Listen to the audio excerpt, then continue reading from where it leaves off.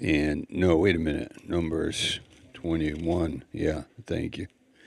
Numbers 21 for our text. So we have Pastor John Posey and I have been in Nepal together, in probably many places, Kaliningrad, Kyrgyzstan, and now he lives in Romania with his wife, and just a servant. I mean, we know you real well and thankful for you. All right, so then Timothy, Pastor Julian is coming tonight, right? Did you know that? Okay. He contacted me, so he's coming from Gary Witt up in Dover Plains, coming down. He'll be with us tonight, and then he goes to Virginia, I believe. Okay, so the text reads in Numbers 21, the people were like complaining. Verse 4, they journeyed from Mount Hor by the way of the Red Sea to compass the land of Edom, and the soul of the people was much discouraged because of the way. So that happens to people. We get very discouraged and troubled. And then what comes out of our mouth oftentimes is discouragement. And it comes in different ways. Complaining, resenting things, regretting things, and so on. So this happened. It said, and the people spake against God, verse 5, and against Moses. Why have you brought us up out of Egypt to die in the wilderness? There is no bread, neither is there any water, and our soul loatheth this light bread. That was the manna. So there you have a principle. And the Lord sent fiery serpents. And that's in verse 9. So we'll look at that in a minute. But I want to cover this. Thank you. I want to cover this, Pastor John. You just want to comment about how realistically, I mean, people do get very troubled, emotional, and upset, and then they talk about it. So you want to say something? Yeah, I think one of the keys is we've got to keep our eyes on what God has done for us. I mean, here they are. They're being miraculously fed every day. Every day they have they have free meals they have a free food from God that they just have to go and collect. They're out of their slavery, and yet it's so easy to look at the moment, look at the difficulties of right now, and forget the faithfulness of God that's brought them through the Red Sea, that's sent plagues upon the Egyptians, that delivered them. I mean, when they were in Egypt, they were crying out and complaining because they were in slavery in Egypt, right? And God does miracles. And Pharaoh tells them, go out. And then so they go out and they're standing in front of the Red Sea, and Pharaoh's army's coming up from behind, and you brought us here to kill us. I think it is easy for us to forget the faithfulness of God. And this can be in relationships too. Maybe we've had a relationship with somebody for decades. And then something comes up and all we see is the trouble of the moment, instead of the faithfulness through the years, instead of the heart of God towards that person. And that's why we're called to walk by faith and not by sight, because this is what happened to the Israelites repeatedly in the wilderness, and then later on also, that they would see the good hand of God.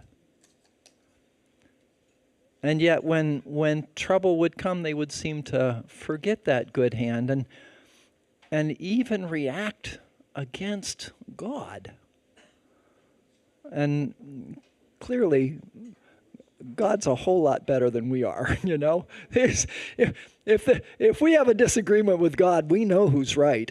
And it's not us. And so here they are. They physically have what they need. Sometimes it looks like they're out of water, but God's been faithful every time they've run out of water to provide. They have his promises. And it's those promises that become an anchor for our soul. And it's also those promises, 2 Peter 1, that cause us to be conformed to the image of God as we count the faithfulness of God with his promises. So this happens to all of us. We get short-sighted. Good. Okay, so let's say that that we have a real problem. We have a real problem. So they have like what you said is like very good. Like how you look at it, and then also what you say. So I really am a firm believer in my confessions. Like I'm a firm believer in how I talk. Like one thing, like I don't say I'm old. I'm old, or I'm, like something like that. Because why? Because, like, number one, it doesn't benefit anybody. It doesn't benefit me. And I don't know what I'm feeding.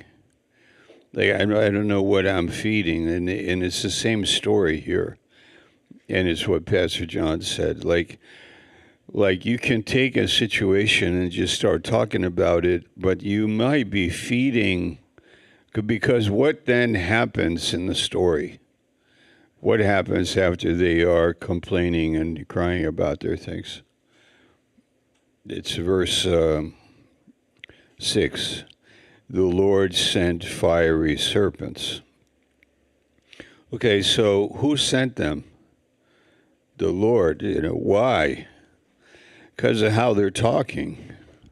So when you start talking, you don't realize like what you may be feeding. And it might be there's, and if we use serpents, poisonous serpents as a metaphor for demons, yeah, and just think that, oh my gosh, like we not only do we have a food problem, but we have demons amongst us, and we're getting bit by them. And now that's another thing that happens. Not only are there snakes here, but they are poisonous snakes, and not only are there poisonous snakes, but they're actually biting us, and we're also dying from them. So, like, where did it begin? It was their perspective of their situation wasn't being guarded by like seeing it for what it really was, which is what you said, that it's not that bad. They came out of Egypt and they were slaves. Do you really want to go back there? And number two, we do have food every day. So why don't we just be thankful for the food that we have, and be careful about how we look at things. So complaining is a very popular thing for people. It's something even like wealthy people, I feel that they like to be privileged, and they like to be entitled. So they go into a hotel, and the towels are not that great. The towels. Could I have more towels in my room? Well, we already have a stack of 5 towels. Like, why you can't handle 5 towels? Like, that kind of thing. Or the car. This is an electric function of the car, and right now it's not working right. And I'm going to come take it back to the dealership and go, okay, yeah, you have a right to do that. I'm not saying that. I am saying that that there is behind our complaining like something we need to get a grip on, and that is that see the picture for what it really is. You were a slave in Egypt, and now you're not. Like just park there for a few minutes, you know. You could say you had cancer, but now you don't have cancer, but you do have some problems like with your rent payment or your car payment or something.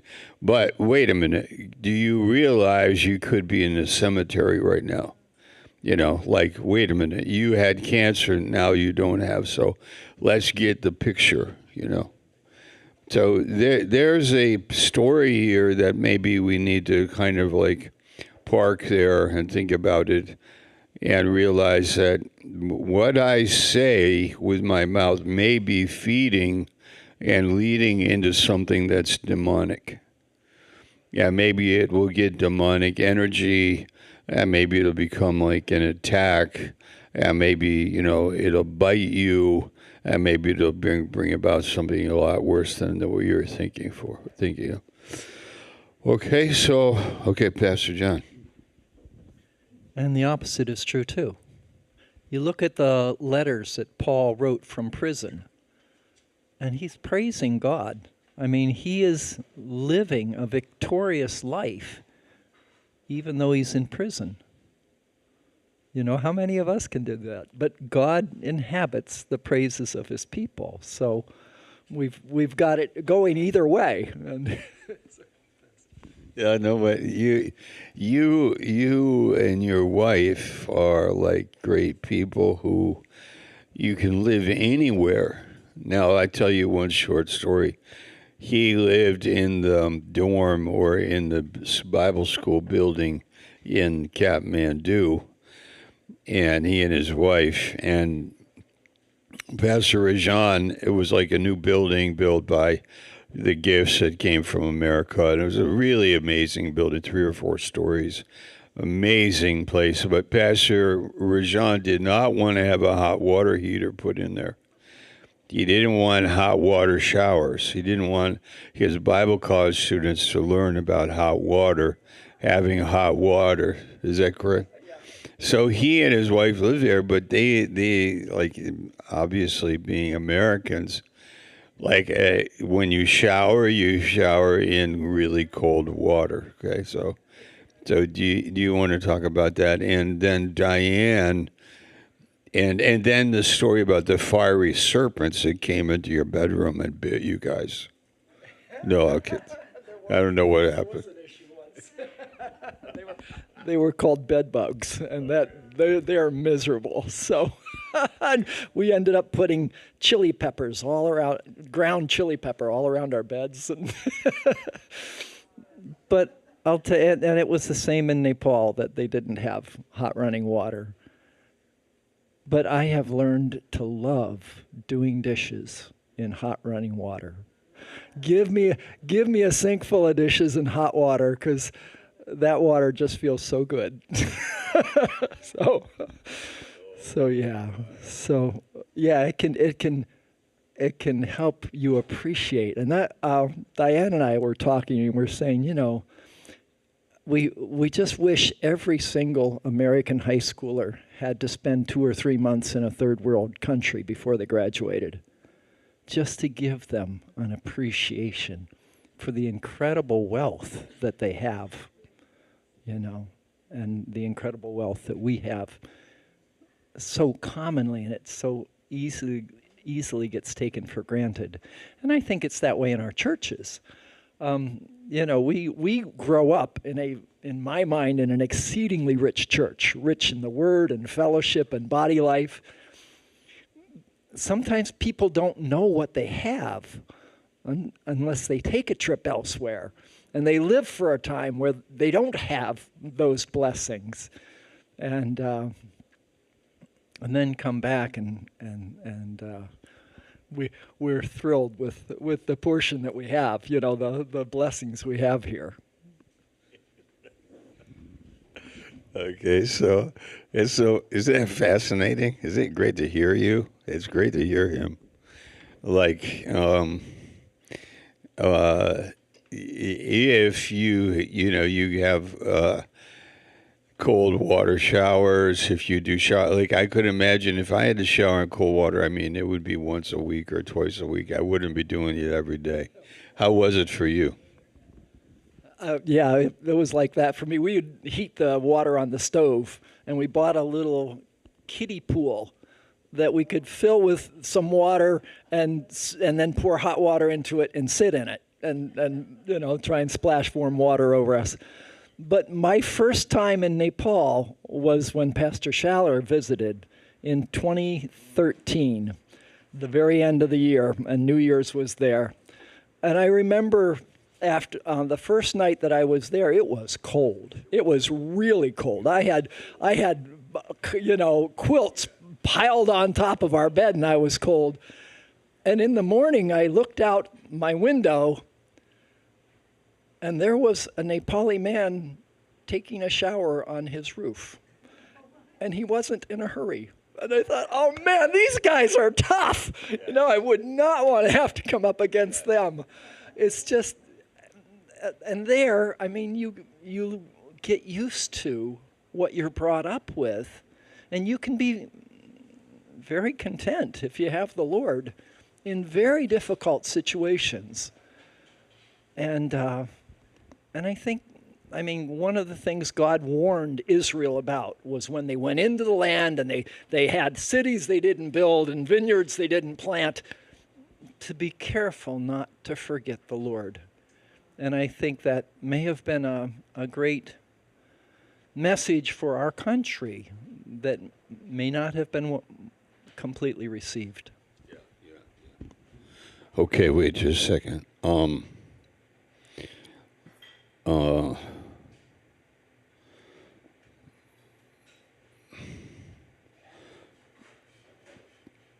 So we are saying actually in Numbers 21, when they get bit by these fire serpents, and it looks like it was kicked off by their attitude, and God wanted to put a check on it. So they were bitten, and then he had the pole, the brazen pole, which would heal them. And they had to just look at that pole, and that's Christ. Christ says this in John 3, I will be lifted up like the brazen serpent was in the wilderness. So we all have a brazen serpent that has been lifted up that we look to, which is Jesus on the cross. And that's our gate. Our new orientation is him, All right, so that's the story. But to go back to this complaining thing, which, it kind of hits a nerve with us because it just seems like, well, it's fashionable. It's also something easy to do. And we should guard our mouth and be careful with what we're saying and just be thankful. So does this relate to that verse in 1 Thessalonians 5 where it says, in everything give thanks. This is the will of God in Christ Jesus. Yeah. Think of the story of Job. In one day, supernaturally, he gets the news that he has lost absolutely everything he owns, it sounds like, as well as his family, as well as all his children. They all died supernaturally. And Job falls on the ground, and what does he say? He says, the Lord has given, and the Lord has taken away. Blessed be the name of the Lord. And in all this, Job did not accuse God of wrongdoing. And when he does get more troubled as he goes through the time, and his friends accuse him of failure, God appears to him and sets him straight again. Job, where were you when I created the earth? Where were you? And it puts it back in perspective. I'm dust. God made me out of the dust. He gave me the breath that I have in my lungs. And he even has a loving plan for me that is eternal, not just momentary. So am I going to accuse God? Am I going to complain that the plan of God is not the right plan? I think Job got it right at first, and he got it right in the end, too. And I think it's valuable for us. It is. That's good. And us just hearing you say that ministers to us, doesn't it?